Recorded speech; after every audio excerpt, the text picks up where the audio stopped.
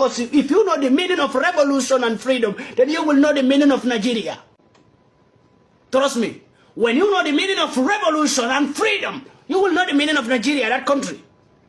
Because they know when Nigeria stand on his feet, then the whole Africa will stand. In this way, they will never want to see Nigeria stand on his feet. Because Nigeria is the academic pillar of the whole Africa. Come on. Do you know what Nigeria have? Maybe there are even millions of Nigerians who don't even know what Nigeria have. When you say this, so many people will say, no, Nigeria is nothing, Nigeria is nothing. Come on, we are not talking about people in numbers. We are talking about what that country had. We are talking about what that country have done before for Africa. Do you know what in 1950s, do you know?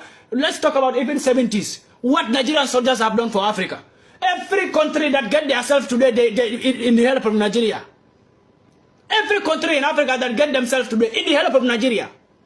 Even South Africa, who was chasing Nigerians, I told them, I made a video about South Africa, I told them, the time that you South Africans were crying for freedom, Nigeria was the one dying for you peoples.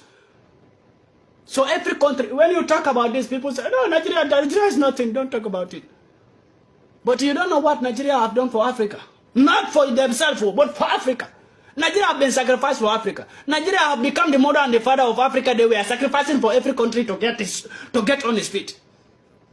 Go and ask people who know the story much. They will tell you. I swear to God. In this way, I try to base my eyes on Nigeria so much, whatever is going there. I feel the pain that they are feeling right now. I feel pity for the people's, youngest peoples in Nigeria. The future of Nigeria. The future of Nigeria depends on the African hand, not only Nigerians, but in our hands. We the African youths. The future of Nigeria, when it collapses to the ground, they know that the future of Africa is going to the ground. Every freedom fighter, go and ask them, they will tell you this. Because when you go into history of liberation, freedom, you meet Nigeria down there. The pillar. Right? That's why every freedom fighter is looking up to Nigeria. Ask yourself this question. Why every freedom fighter is facing Nigeria that much? Why? Ask yourself that question. There is something behind it. If you are not a revolutionary, you couldn't find it. No matter how you look into Nigeria, you couldn't find it. You can.